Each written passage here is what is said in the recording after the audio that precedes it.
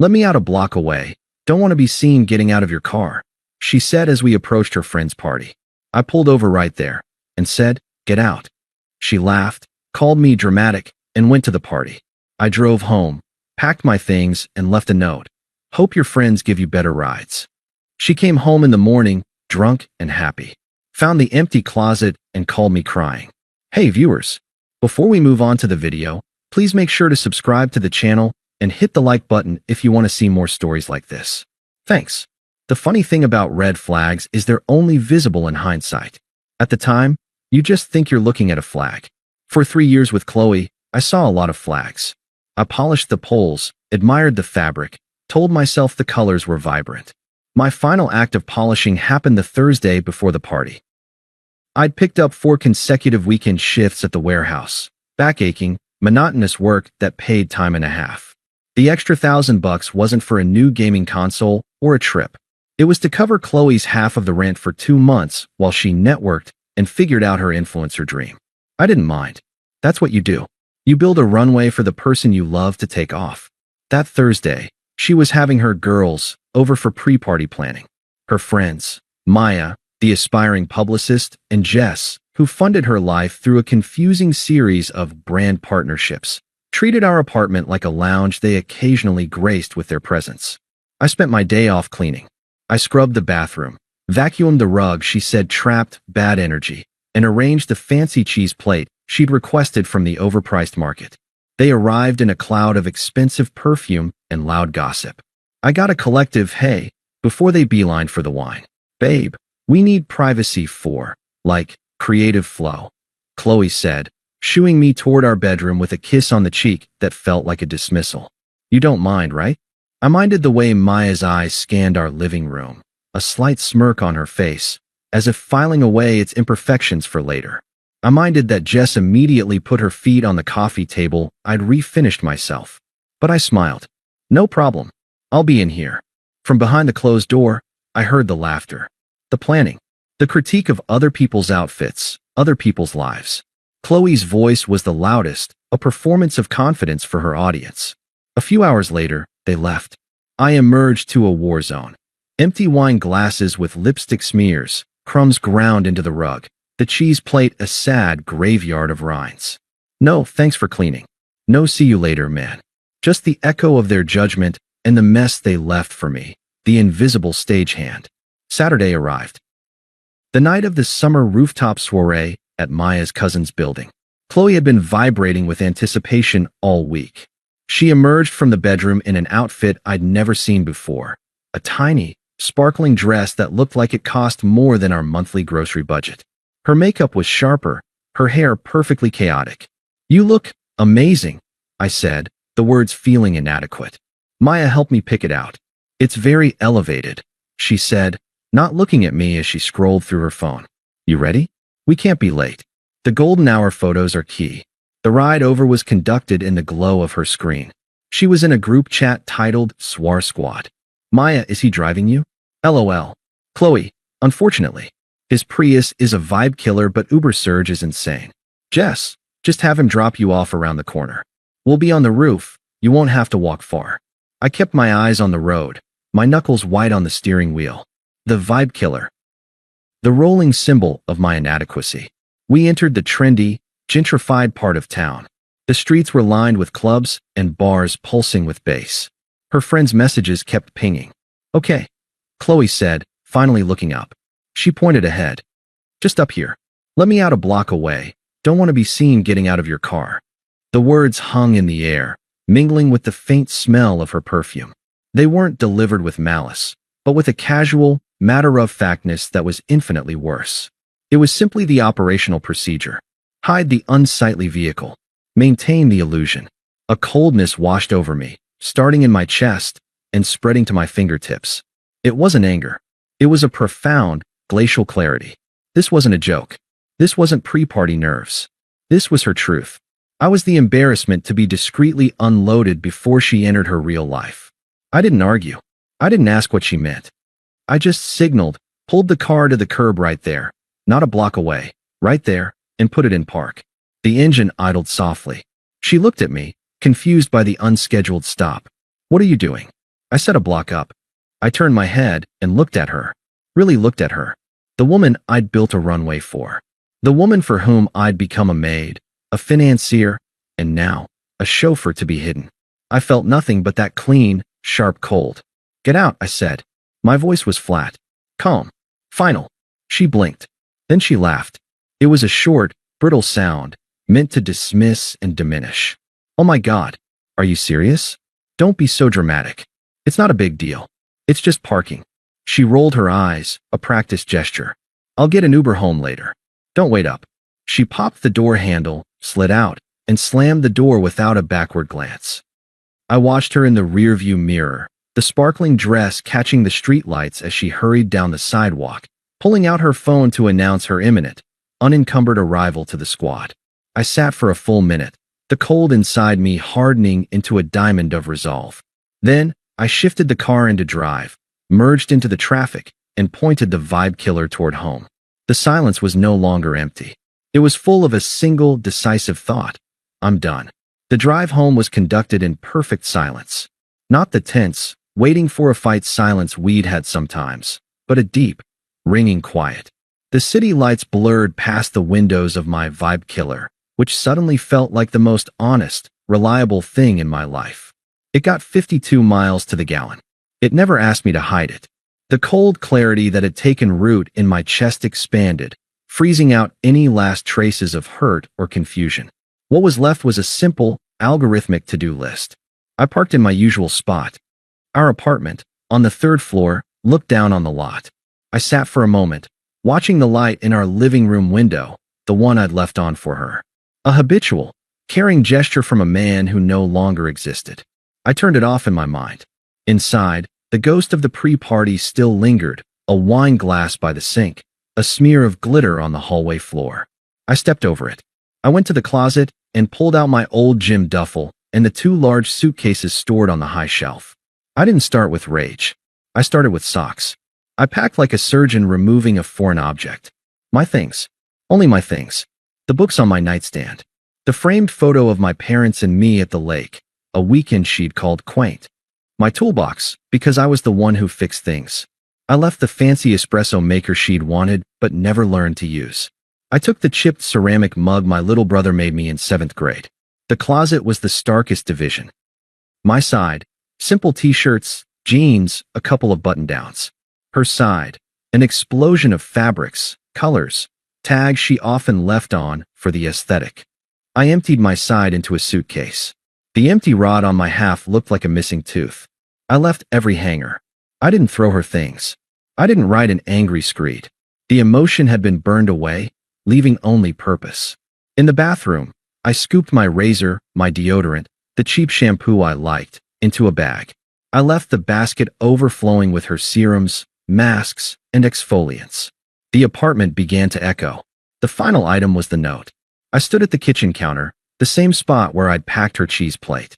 A single sheet of printer paper. A pen. What do you say to someone who found you an embarrassment? You state the consequence, not the pain. I wrote 5 words. They weren't clever or particularly cutting. They were just the factual, logistical follow-up to her request. Hope your friends give you better rides. I didn't sign it. My name would have been a concession, a connection. I placed it squarely on the kitchen island, where she'd see it when she came in for water. I did one last walkthrough. The living room, where I'd listened to her laugh behind a closed door. The bedroom, now half empty. It didn't feel like leaving home. It felt like exiting a museum exhibit about a life I'd mistakenly thought was mine. I loaded the Prius. It sat lower on its suspension. The vibe killer was now the freedom vehicle. I took my key off the ring, leaving only my car key. I locked the door from the inside, pulled it shut, and slid my key under the doormat. A part of me, the old part, whispered that this was extreme, that we should talk. I silenced it. She'd been clear. The block-away drop-off was the talk. This was the answer. I drove to a 24-hour diner on the other side of the city. I ordered a coffee I didn't drink and found a furnished sublet online from a guy on a 6-month work assignment. It was overpriced and bland, but it was available immediately and required no lease. I sent a deposit from the rent help fund I'd created for her. The irony was crisp and satisfying. By 3 a.m., I was in a beige box of an apartment with my suitcases lined against the wall. I put my chipped mug on the counter. I texted my warehouse foreman that I was available for any extra shifts starting now. Then I powered off my phone. The silence in the new place wasn't empty. It was full of potential. I slept a deep, dreamless sleep for the first time in months. My phone, when I turned it on at 7 a.m., was a testament to the arc of her night. 1:47 a.m., a text. Hey, still up? Party was lit. Maya's cousin knows someone who works at Vogue. Tell you later. A photo followed. Her and her friends, faces flushed, rooftop lights in the background. She looked triumphant. I felt nothing. I swiped it away. 3:22 a.m., a missed call. No voicemail. 6:15 a.m., the voicemail notification blinked. I plugged in my earbuds, made a fresh coffee in my brother's mug, and pressed play as I looked out the window of my beige box at a new, unfamiliar street. Her voice was a journey. It started blurred, happy, slightly annoyed. Hey babe, just got home. Uber was, like, $80. Can you believe that? Crazy. A pause, the sound of keys fumbling. Where are you? Out getting breakfast? You're sweet. The audio bumped and rustled. Then, a new tone. A sliver of confusion seeping through the alcohol. Hello? Why is your side of the closet is empty? The rustling got faster. Drawers opening. What the? Your drawers are empty. Your toolbox is gone. This isn't funny. Her voice tightened, the happiness evaporating. The next words were sharp, panicked. Where are you? Call me back. Right now? This isn't funny, James. A choked sound. A sob, raw and startled. Please. The message ended. I deleted it. I went into my settings and blocked her number. The action felt clean, like applying a bandage to a wound that had already scarred over. The silence lasted for about 20 minutes. Then, my phone rang with a local number I didn't recognize. I knew. I let it go to voicemail. 2 minutes later, it rang again. Same number. The third time, I answered. I said nothing. James. Finally, her voice was a ragged wire, stripped of its usual performative cool. What the hell is going on? Where are you? I'm standing in the middle of the apartment, and all your stuff is gone. I'm gone, I said, my voice flat. The note explained it. The note? That stupid, petty note? Hope your friends give you better rides. Are you kidding me? Because of last night? You're overreacting. I was just joking around. You weren't joking. I kept my tone even, factual. You were ashamed of my car. And by extension, of me. You stated a preference. I'm respecting it. It was a joke, she screamed, the sound cracking. I could hear her pacing. God, you're so sensitive. You know how Maya and Jess are. I was just playing along. You weren't playing along in the group chat? I said calmly. I hadn't seen it, but I knew. The logic was inevitable. You were leading the charge. The vibe killer, right? A dead silence on her end. I'd guessed correctly. The confirmation was colder than any anger. So that's it, she whispered, her voice crumbling. 3 years, and you just run away in the night over a stupid comment? You're a coward. A real man would have talked to me. The insult bounced off the glacial front inside me. A real man doesn't beg for basic respect from his girlfriend, Qley. He just stops providing it when it's clear it's not reciprocated. Get an Uber from your friends next time. Don't call this number again. I ended the call. I blocked that number too. I sat back, sipped my coffee, and opened a job search website on my laptop. The din of her unraveling was a distant sound, like traffic from another street. It had nothing to do with me anymore. My runway was clear, and for the first time, it was pointed toward a horizon of my own choosing. The blocks created a dam, and the desperation built up behind it, finding cracks in other surfaces. It started with emails. The first, 2 days after the final call, was titled, I'm sorry. James, I've read your note 100 times. It's not funny anymore. I get it. I was awful. It was a shallow, stupid thing to say, and I didn't mean it. I was trying to impress people who aren't even worth it. Maya and Jess have been asking me what happened, and I'm so humiliated. Please just come home. We can talk. I love you. Qley. I archived it. Not deleted. Archived. A curator preserving an artifact of a bygone era. A week later, a second email arrived. The subject line was just a crying emoji. James, I can't do this. The apartment is so empty. I can't afford it on my own. The landlord said, if I can't find a replacement for your half of the lease by the end of the month, I'll have to break it, and pay a huge fee. I don't have that. My friends said I can crash for a few days, but it's awkward. Maya's cousin made a joke about ditching the chauffeur. It's not fair. You're really going to make me lose our home over one comment? After 3 years? This is cruel. Please call me. Qley. The shift was clear, from apology to accusation. My response, or lack thereof, was now the source of her problems. I archived this one too. The social media attempt was more creative. A follow request on Instagram from an account named Sunset Serenity 22, with a blurry picture of a beach. I declined and blocked it. An hour later, a DM slipped through from a different account. This one blank. Running away is what cowards do. A real man would have stayed and fought for us. I didn't even bother reading the whole thing before blocking. The true measure of her downfall came through the final voicemail, left on a Saturday morning from yet another new number. I saved this one. It was a masterpiece of unraveling. Her voice was stripped raw, husky from crying. The performance was completely gone. They're not my friends. A shaky breath. Maya said I'm bad energy now, that I'm bringing down the vibe because I'm sad all the time.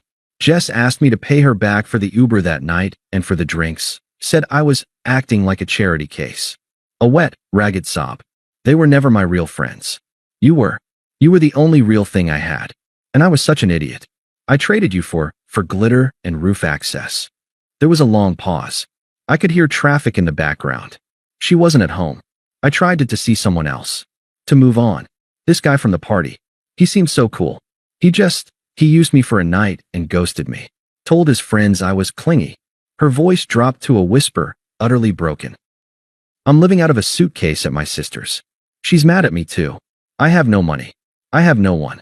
I see your empty closet in my head every night. Please. I'll do anything. I'll sell the dress. I'll never see them again. I'll get a normal job. Just please. I'm so alone. I don't know who I am without you. The message clicked off. I listened to it once. I felt no pity. No schadenfreude. Just a distant, clinical recognition that every consequence she described was a direct, logical outcome of her own choices. She'd chosen a facade over substance, and now she was left holding the empty, glittery mask. I didn't archive it. I hit delete. The sound of her destruction was not a record I needed to keep. 6 months is a long time in a life you're actually building. The beige sublet was gone. I'd moved into a clean, modern one-bedroom with a view of the river, paid for by the promotion to shift supervisor I'd gotten at the warehouse. The extra hustle had turned into respect, then opportunity. My Prius was still in the lot, freshly washed. I'd saved enough for a down payment on a small, tidy house. I was closing next month. The invitation to my cousin Danny's wedding was a surprise. We'd been close as kids, but drifted apart during the Qley years. She'd found family events boring. I bought a new suit, a charcoal gray one that fit me properly. The wedding was at a botanical garden. It was full of genuine laughter and warm light, a world away from rooftop soirees. I was at the bar, waiting for a gin and tonic, feeling a quiet, settled happiness. I'd been talking with Danny's friends, people who asked about my job and listened to the answers. That's when I saw her. She was at the edge of the reception, near the restrooms, looking washed out and uncertain in a dress that was trying too hard. She was with Maya, who was scanning the crowd with a predatory focus. They must have been guests of a guest, plus ones clinging to the periphery. Qley's eyes swept the room and locked onto me. I saw the journey on her face. Shock first, then a flicker of the old, practiced hope, the look she'd use when she wanted something. It melted into a stunned realization as she took in the suit, my posture, the easy way I was standing alone at the bar, completely at peace. Finally, a raw, naked devastation. She whispered something to Maya, who glanced at me, smirked, and promptly walked away, leaving Qley alone. She hovered for 10 minutes, gathering courage. I collected my drink and found a quiet spot near a bubbling stone fountain. She approached like someone walking onto thin ice. Hi, James. I turned. Qley. Hello. My voice was the same as when I'd greeted the caterer earlier, polite, detached. You look really good. She was wringing her hands, a nervous habit she'd never had before. Thank you. It's a nice wedding. A painful silence. The sounds of joy from the dance floor mocked it. I got your note, she said, as if it had just arrived. I know. I'm in therapy now, she blurted out. Her eyes were wide, pleading. What I did, what I said, it was awful. I'm dealing with a lot of my own insecurities. That person who wanted you to drop her off a block away, that wasn't the real me. I took a slow sip of my drink, the ice clinking. I looked at her, not through her, for the first time since that night. I saw the fragility, the regret, the exhausting effort to rebuild a shattered self-image. And I felt absolutely nothing. I know. I said again, my tone final. The real you is the one who made the choice. The insecure one, the performing one, the cruel one, they're all you. I just only had to deal with one of them. I prefer the clarity. She flinched as if slapped. The tears started, but they were no longer weapons that could reach me. Can we ever just have coffee? Talk. I need closure. This is killing me. At that moment, Lisa, a woman I'd been seeing for a few months, found me. She was a landscape architect, smart, kind, with a laugh that didn't sound like a performance. She slipped her hand into mine, her touch warm and sure. There you are. They're about to do the bouquet toss. It's a whole thing. Oh, hi, she said, smiling warmly at Qley. Qley stared at our joined hands. Her face completely emptied. It was the final, silent confirmation of a world that had moved on without her. I looked from Lisa's smiling face back to Qley's shattered one. I gave Lisa's hand a gentle squeeze. There's nothing to close, Qley, I said, my voice quiet but absolute in its certainty. My life is full. I genuinely hope you find peace, but you'll need to find it somewhere else. I turned to Lisa, my entire focus shifting. A bouquet toss? Lead the way. We walked back toward the lights and the music. I didn't look back. I knew she was still standing by the fountain, a statue of her own regrets. But her shadow no longer fell on my path. The road ahead was clear, bright, and entirely my own. Thanks for watching. Make sure to subscribe to the channel and hit the like button. What do you think about this story? Share it in the comments.